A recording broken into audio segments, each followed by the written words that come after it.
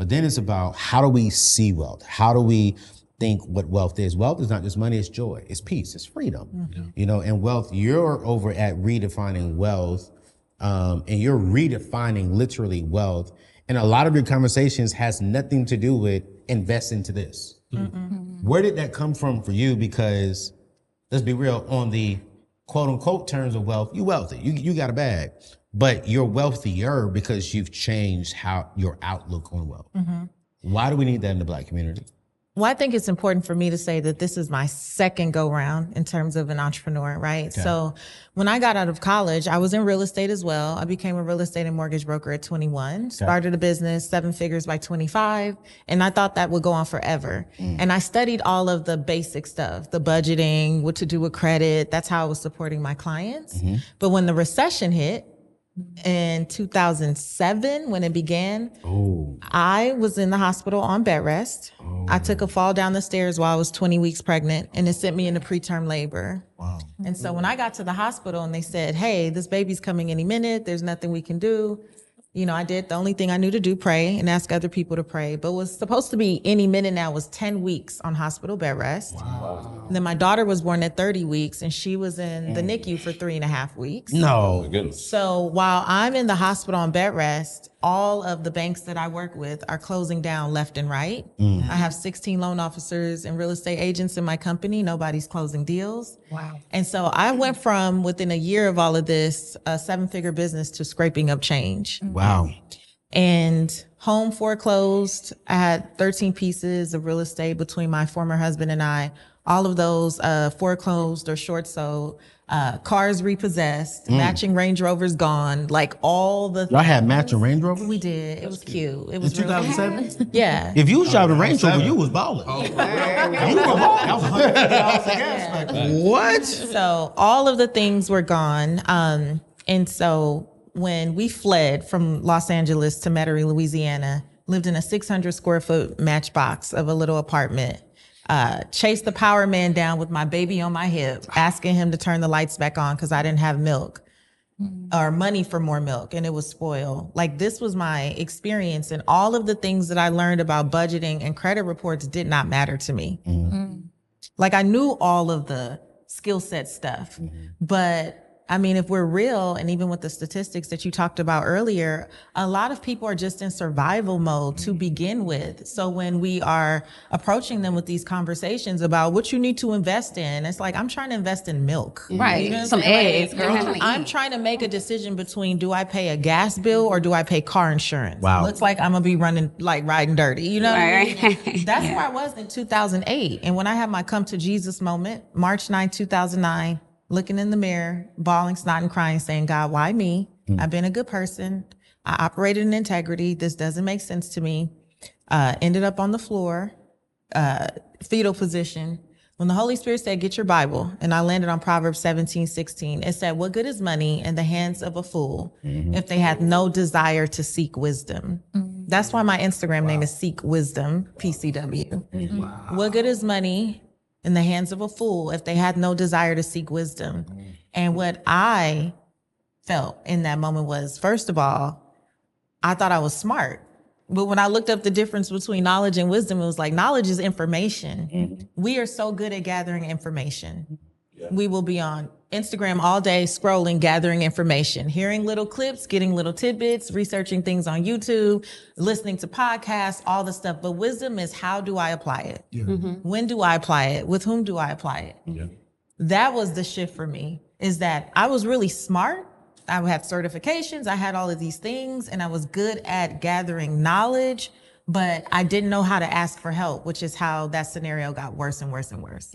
I suffered in silence. As Black people, we're taught not to tell our business to anybody. So we suffered in silence. We didn't tell anyone what was going on. Therefore, nobody could help us.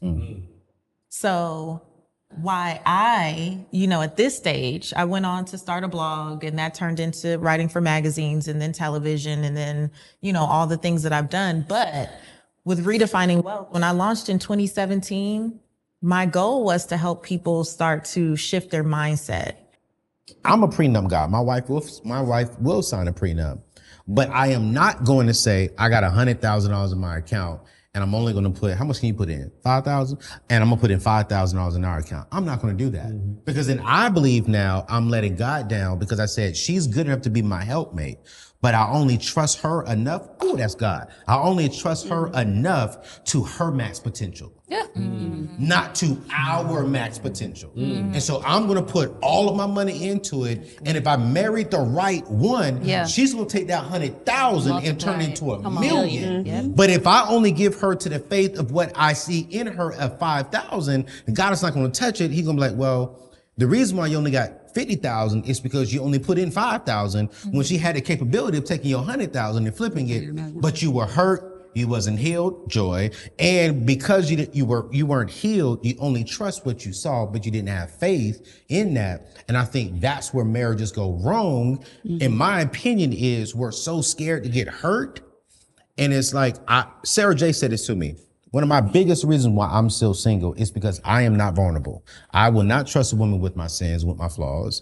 And I will not expose, hey, I like this, I enjoy this because I want to be judged. And Sarah J said, you'll never find the one because you're teaching them that your feelings and your true thoughts and desires do not matter.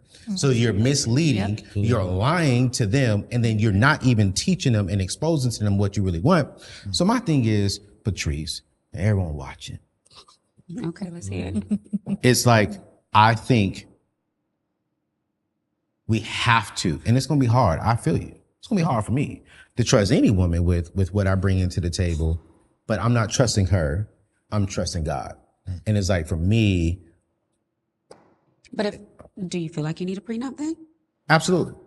Because I think it's not wise. Because You trusting God within that prenup. No, but that is God, because here's the thing too. We were talking about this earlier during lunch, right? Which is a good question. Anybody know this answer? Justin proposed a good question. Where on the marriage license are we signing a contract? Terms and conditions. You know what I'm saying? Because where's the contract? Fill in a little joint out with your name, address, and sign. But I'm like, where are these terms and conditions at? But here's the thing, though. Say. Yeah. Georgia, no, you're in Maryland or wherever you got married at. That state is going to decide who gets what. Ask Patrice. She just went through it, right? So it's like that marriage license, you have signed some form of a prenup. Yeah. You just said the state, you can decide what goes where and who gets what. Yeah, prenup isn't protection against the person, it's protection against the government and them governing what happens within your relationship or the conclusion of a relationship. So it's not against the person, it's against the government trying to meddle in the relationship. And if we love each other up front, we're going to say the right thing because we're in love. Yeah. So, hey, you know, I don't think there's nothing wrong with a prenup because all it's saying is whatever I had before. Exactly. Whatever we build together, still after we got to split. Yeah. That's regardless. So anybody that I think that has a problem with Prenup. whatever you brought and whatever I brought, Yeah. there's a problem in their thinking. If you got a problem with the prenup, you're a nut. Bye. Yeah, that's a fact. Oh, you would. Yo, but we gotta wrap up the show, man. Listen, the Masons, y'all heard them talk about their relationship stuff, man. Building with the Masons, they are doing everything from, they've built a 7-figure business together, and they've built an amazing relationship. And I love what they're doing. You've seen them on the show before, and you've seen Joy on the show before, and y'all have seen Justin on the show before. Actually, y'all just saw him just a while ago. Actually, just a couple of weeks ago, if I'm not mistaken. These people are faithful. They are good at what they're doing.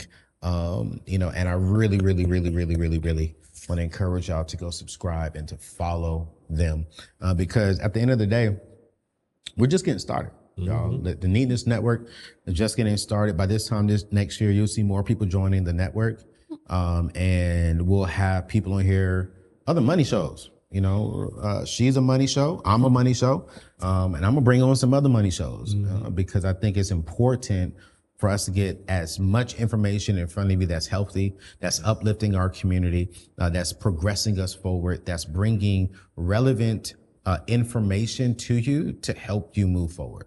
So I'm telling you right now, each and every single show you need to subscribe to, you need to rock with, you need to be downloading their podcast, because you can't say you didn't get the information. People perish for the lack of knowledge.